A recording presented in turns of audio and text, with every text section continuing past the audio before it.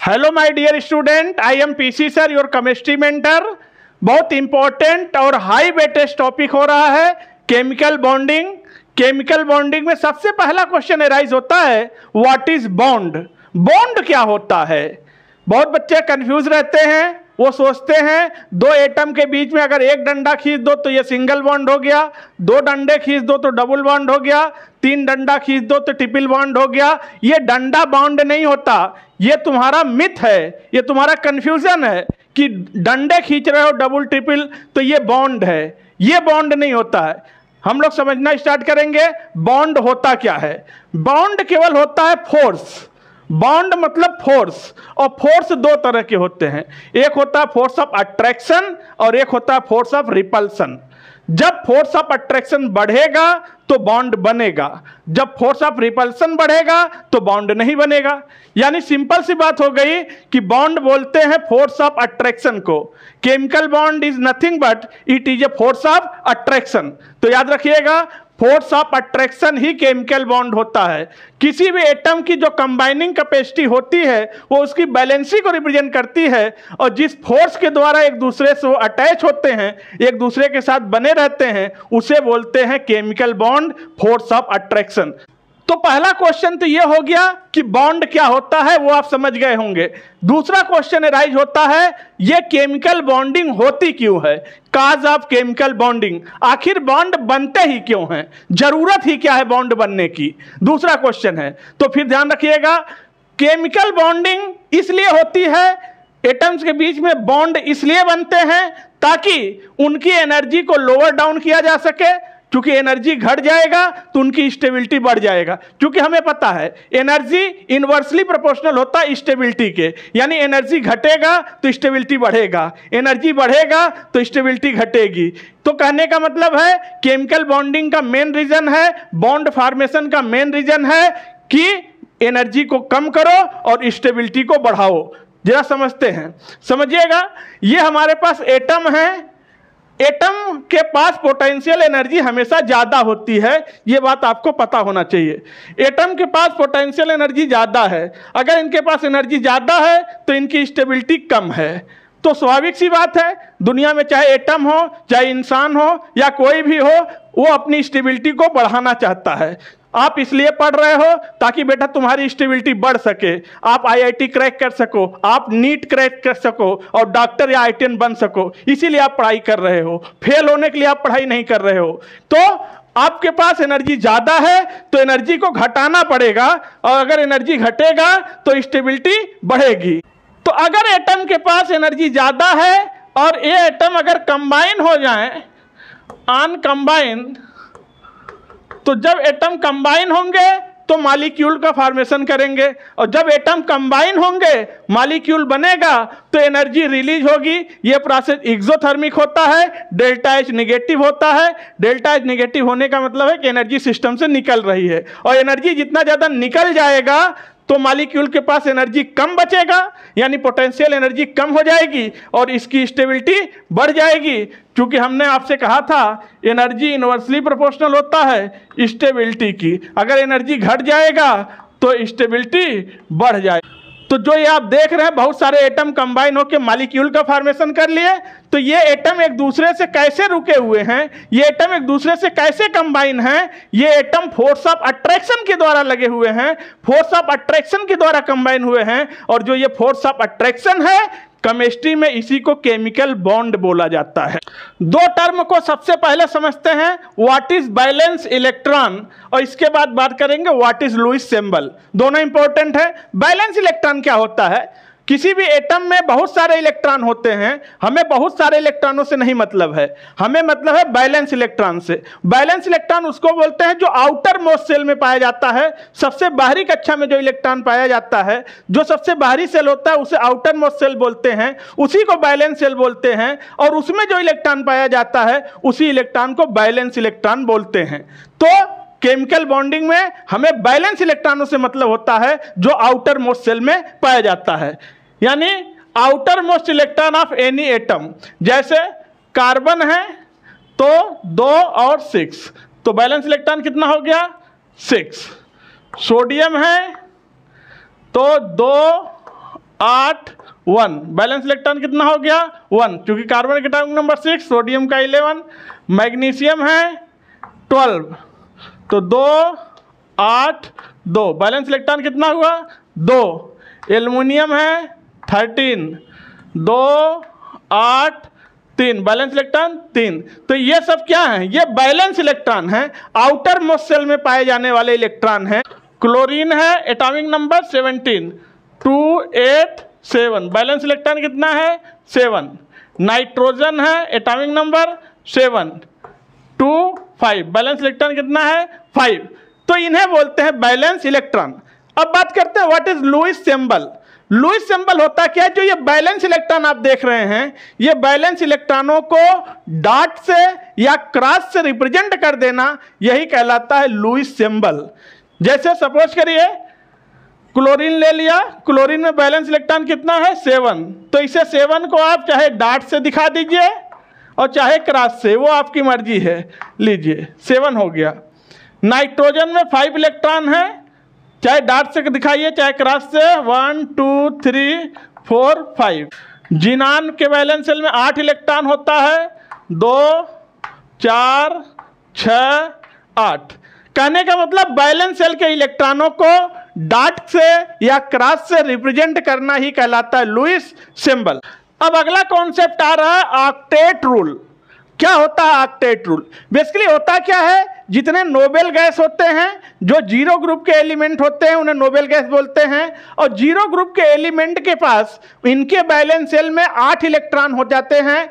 Helium है तो उसके बैलेंस सेल में 2 इलेक्ट्रॉन होता है, वो भी स्टेबल डुप्लेट बना लेता है। बाकी सारे के बैलेंस सेल में 8 इलेक्ट्रॉन हो जाता है, ये स्टेबल ऑक्टेट बना लेते हैं। और जब इनके बैलेंस सेल में 8 इलेक्ट्रॉन हो जाता है, इनका ऑक्टेट स्टेबल हो जाता है, तो फिर ये किसी से रिएक्शन नहीं करते, किसी से कंबाइन नहीं होते, ये अपने आप को बहुत स्टेबल जोन में चले जाते हैं।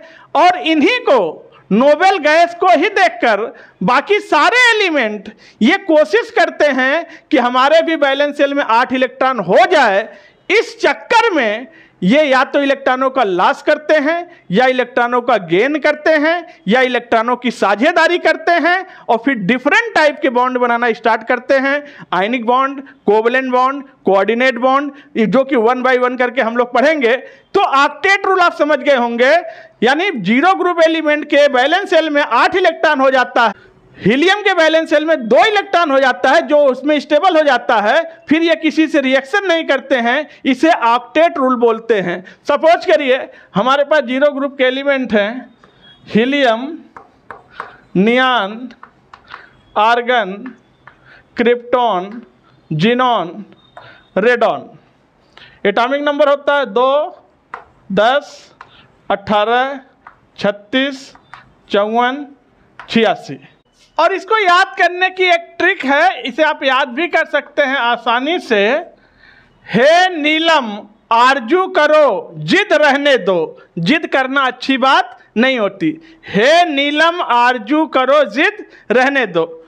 अगर हम देखें इनके आउटर मोस्ट सेल में इलेक्ट्रॉन, तो ये है हीलियम में 2 इलेक्ट्रॉन होता है, 2 8 2 8 8 2 8 18 8 2 8 18 18 8 2 8 18 32 18 8। तो आप देखिए हीलियम के बैलेंस सेल में 2 इलेक्ट्रॉन है, यह स्टेबल डुप्लेट बनाता है। नियॉन के बैलेंस सेल में 8 इलेक्ट्रॉन, आर्गन के बैलेंस सेल में 8 इलेक्ट्रॉन, क्रिप्टॉन के बैलेंस सेल में 8 इलेक्ट्रॉन, जिनान के बैलेंस सेल में 8 इलेक्ट्रॉन, और रेडॉन के बैलेंस सेल में 8 इलेक्ट्रॉन। तो ये क्या बनाया, स्टेबल डुप्लेट।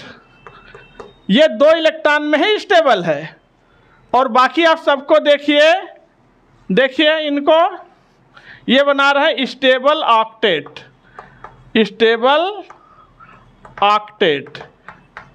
तो नोबेल गैस के वैलेंस शेल में 8 इलेक्ट्रॉन होने की वजह से, स्टेबल ऑक्टेट होने की वजह से, हीलियम में स्टेबल डुप्लेट होने की वजह से ये किसी से रिएक्शन नहीं करते हैं, किसी से कंबाइन नहीं करते हैं, किसी से कोई मतलब नहीं रखते हैं, इनर्ट गैस कहलाते हैं, नोबेल गैस कहलाते हैं और ये हाई स्टेबल जोन में रहते हैं। इन्हीं को देखा देखी सारे एलिमेंट ये कोशिश करते हैं कि हमारे भी वैलेंस शेल में 8 इलेक्ट्रॉन हो जाए तो हम भी स्टेबल बन जाएं, हम भी बॉस बन जाएं, हम भी आराम की ज़िंदगी जिएं। इसी चक्कर में वो इलेक्ट्रॉनों का लॉस कर देते हैं या इलेक्ट्रॉनों का गेन करते हैं या इलेक्ट्रॉनों की शेयरिंग करते हैं और फॉलोइंग टाइप के बॉन्ड्स बनाना स्टार्ट करते हैं। सबसे पहला बॉन्ड पढ़ने चल रहे हैं, यह है आयनिक बॉन्ड। आयनिक बॉन्ड का ही दूसरा नाम होता है इलेक्ट्रोवैलेंट बॉन्ड। आयनिक बॉन्ड जो होता है ये मेटल और नॉन मेटल के बीच में बनता है, यानी हम कह सकते हैं आयनिक बॉन्ड का फॉर्मेशन मेटल और नॉन मेटल के बीच में होता है, यानी इलेक्ट्रोपॉजिटिव एटम और इलेक्ट्रोनेगेटिव एटम के बीच में होता है। क्योंकि मेटल इलेक्ट्रोपॉजिटिव होते हैं, नॉन मेटल इलेक्ट्रोनेगेटिव होते हैं और मेटल और नॉन मेटल के बीच में फॉर्मेशन होता है आयनिक बॉन्ड का, इलेक्ट्रोवैलेंट बॉन्ड का। और जब आयनिक बॉन्ड का फॉर्मेशन होता है तो आयनिक बॉन्ड के फॉर्मेशन में एक या एक से अधिक इलेक्ट्रॉनों का ट्रांसफर होता है metal to non metal. Metal electron transfer कर देगा और नॉन मेटल इलेक्ट्रॉन ले लेगा, यानी इलेक्ट्रॉनों का कंप्लीट ट्रांसफर से बनने वाला बॉन्ड होता है आयनिक बॉन्ड। जब आयनिक बॉन्ड का फॉर्मेशन होगा तो मेटल और नॉन मेटल के बीच में फोर्स ऑफ अट्रैक्शन जनरेट होगा और ये फोर्स ऑफ अट्रैक्शन, जिसे हम इलेक्ट्रोस्टैटिक फोर्स ऑफ अट्रैक्शन बोलते हैं, और ये मेटल और नॉन मेटल को आपस में कंबाइन करेगा। आइए देखते हैं कैसे बनता है आयनिक बॉन्ड। हमारे पास है ये सोडियम जो कि मेटल है, एटॉमिक नंबर 11, यानी ये है 281, राइट। और हमारे पास है क्लोरीन, एटॉमिक नंबर 17, 287। अब देखिएगा, सोडियम के वैलेंस शेल में 1 इलेक्ट्रॉन है, क्लोरीन के वैलेंस शेल में 7 इलेक्ट्रॉन है। अगर इसके पास 1 इलेक्ट्रॉन ये दे दे तो इसके पास 8 इलेक्ट्रॉन हो जाएंगे, इसका ऑक्टेट कंप्लीट हो जाएगा और फिर बैलेंस शेल ये बन जाएगा, इसका भी ऑक्टेट कंप्लीट हो जाएगा। यानी बॉन्ड बनेगा क्यों? ऑक्टेट को कंप्लीट करने के लिए। और जैसे ये अपना 1 इलेक्ट्रॉन इसको ट्रांसफर करेगा वैसे ही इसके ऊपर एक पॉजिटिव चार्ज आ जाएगा और इसके ऊपर एक नेगेटिव चार्ज आ जाएगा। यानी अगर हम कहें तो कुछ इस तरह का सिनेरियो आपको देखने को मिलेगा, Na+ और Cl-। यहाँ पर जैसे ही पॉजिटिव चार्ज आएगा इनके बीच में फोर्स ऑफ अट्रैक्शन निकलना स्टार्ट हो जाएगा, क्योंकि दो अपोजिट चार्ज एक दूसरे के क्लोज आएंगे, कांटेक्ट में आएंगे, तो इनके बीच में अट्रैक्शन फोर्स निकलना स्टार्ट हो जाएगा। यह है इलेक्ट्रोस्टैटिक फोर्स ऑफ अट्रैक्शन जो हम डॉटेड लाइन से दिखा रहे हैं। और ये इलेक्ट्रोस्टैटिक फोर्स ऑफ अट्रैक्शन इतना ज़्यादा रहेगा कि Na+ और Cl- को आपस में गले मिला देगा और ये मिल जाए कि बना लेंगे NaCl, नमक। बन गया आयनिक बॉन्ड। NaCl के बीच में कौन सा बॉन्ड है? Ionic bond. जो ये आयनिक बॉन्ड बन रहा है फोर्स ऑफ अट्रैक्शन के थ्रू, इस आयनिक बॉन्ड में पाया जाता है लैटिस एनर्जी। आइए लैटिस एनर्जी के कॉन्सेप्ट को समझते हैं। लैटिस एनर्जी बहुत सारे क्वेश्चंस के आंसर को निकाल देगा डायरेक्ट। ये लैटिस एनर्जी पहली चीज की आयनिक कंपाउंड में ही पाई जाती है, ये दूसरे कंपाउंड में नहीं पाई जाती। होता क्या है? कहते हैं जब गैसोस मोल ऑफ कैटायन और गैसोस मोल ऑफ एनायन एक दूसरे से कंडेंस होते हैं, मिलते हैं, तो 1 मोल सॉलिड का फॉर्मेशन करते हैं जो कि आयनिक सॉलिड होता है। और उस समय हीट या एनर्जी रिलीज होती है, ΔH नेगेटिव होता है। जो एनर्जी रिलीज हो रही है उसी अमाउंट ऑफ एनर्जी को लैटिस एनर्जी बोलते हैं। समझिएगा, मजे मजे की बात तो यह है कि गैस मिलेंगे और सॉलिड बनेगा। गैसोस मोल ऑफ कैटायन ले लिया, कैटायन गैस फेज में है, और गैसोस मोल ऑफ एनायन है, ये भी गैस फेज में है। जब ये एक दूसरे से कंडेंस करेंगे, मिलेंगे, तो सॉलिड बनाएंगे MX, यानी ये प्लस ये माइनस। ये क्या है? ये कितना बना? 1 मोल। क्या है ये? आयनिक सॉलिड है, आयनिक सॉलिड है। देखना, गैस मिल रहे हैं, सॉलिड बन रहा है।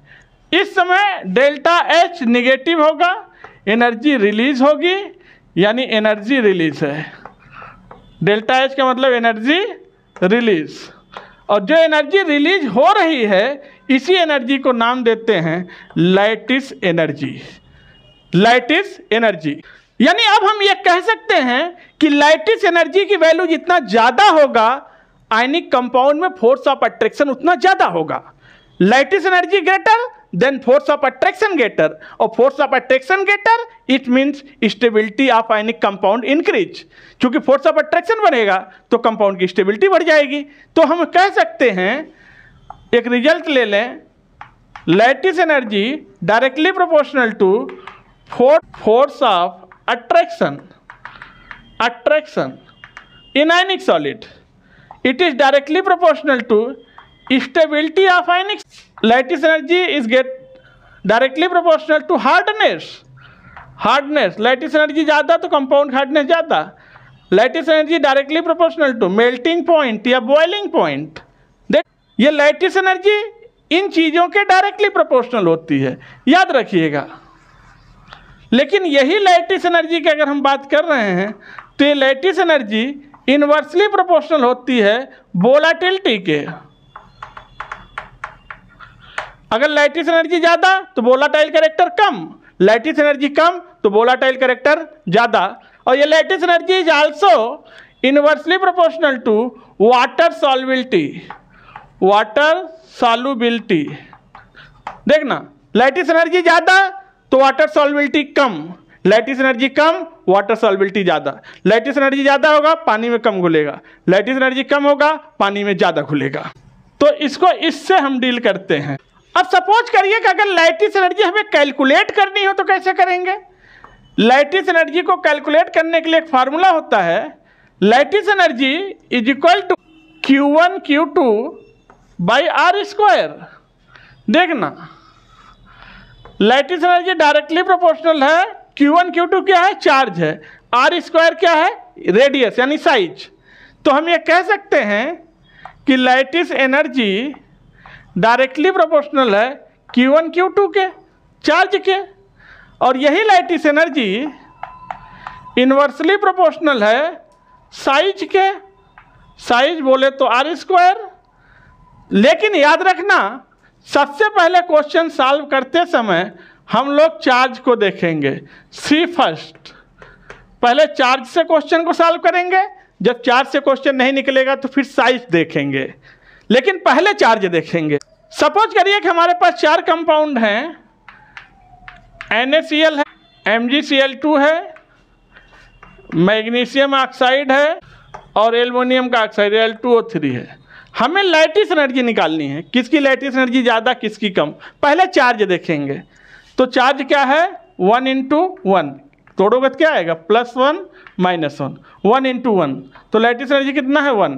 यहाँ पर 2 × 1 तो लैटिस एनर्जी 2, यहाँ पर 2 × 2 लैटिस एनर्जी 4, यहाँ पर 3 × 2 लैटिस एनर्जी 6।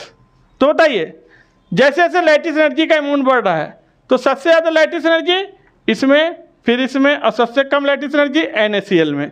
यानी इन चारों को पानी में डालोगे तो जल्दी कौन घुलेगा, जिसकी लैटिस एनर्जी कम, NaCl पहले घुल जाएगा, और ये बहुत लेट घुलेगा क्योंकि लैटिस एनर्जी ज़्यादा है।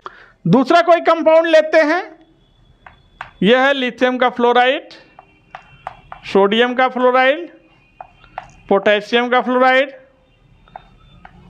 रुबिडियम का फ्लोराइड, सीजियम का फ्लोराइड। अब देखना, यहाँ पर लैटिस एनर्जी निकालना हो तो क्या होगा 1 × 1, 1 × 1, 1 × 1, 1 × 1, 1 × 1। यहाँ तो लैटिस एनर्जी चार्ज से नहीं निकल पाएगा क्योंकि सबका चार्ज बराबर आ रहा है। तो फिर हम क्या देखेंगे, साइज देखेंगे। हमें एक चीज़ पता है, जैसे जैसे किसी ग्रुप में ऊपर से नीचे चलते हैं वैसे वैसे साइज बढ़ता है, और अगर साइज बढ़ेगा तो लैटिस एनर्जी घटेगी। तो जैसे जैसे ऊपर से नीचे चलेंगे लैटिस एनर्जी क्या हो जाएगी, घटने लगेगी। लीजिए, लैटिस एनर्जी घट रही है। देखिए, जैसे हमने कंपाउंड ले लिया, हाइड्राइड, लिथियम का हाइड्राइड, सोडियम का हाइड्राइड, पोटेशियम का hydride, rubidium hydride, caesium hydride radio active है, फ्रेंड्स, छोड़ दिया। अब यहाँ पर लैटिस एनर्जी 1:1, 1:1, 1:1, 1:1, 1:1। लैटिस एनर्जी तो चार्ज से नहीं निकल पाएगी, सबके लिए चार्ज बराबर आ रहा है। लेकिन हमें एक चीज़ पता है, जैसे जैसे किसी ग्रुप में ऊपर से नीचे चलेंगे टॉप टू बॉटम, वैसे वैसे साइज बढ़ेगा, और साइज बढ़ेगा तो लैटिस एनर्जी घटने लगेगी, लैटिस एनर्जी डिक्रीज होगी। देखिए लैटिस एनर्जी घट रही है, जैसे जैसे ऊपर से नीचे चलेंगे ग्रुप में लैटिस एनर्जी डिक्रीज होगी। तो कहने का मतलब बच्चों ये है कि सबसे पहले लैटिस एनर्जी निकालने के लिए चार्ज देखो, और जब चार्ज से क्वेश्चन ना सॉल्व हो तो साइज से क्वेश्चन को सॉल्व करो। तो केमिकल बॉन्डिंग के सीरीज के वीडियो को आज यहीं पर रखते हैं। केमिकल बॉन्डिंग का अगला वीडियो फिर से आएगा। तो थैंक यू, टेक केयर।